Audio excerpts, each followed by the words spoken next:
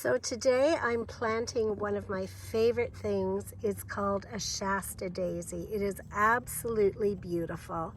The daisies on them are stunning. These daisy flowers will sometimes get to 6 inches in diameter, which is beautiful with this gorgeous yellow center.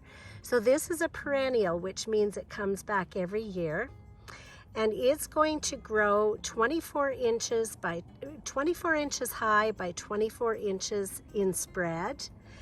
And the hardiness zones is between 4 and 9, so it's very hardy. It grows in moist, well-drained soil, and you just water it until it's well established, and then it'll kind of go on its own.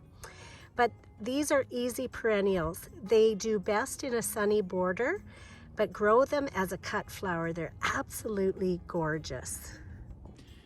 I always like to include daisies in my cut flowers that I have on my table because I just find they're so simple and beautiful. A daisy just, I don't know, it makes everyone around it happy. So one of my favorite things is definitely a Shasta daisy. A beautiful addition to your garden, easy to grow, very hardy.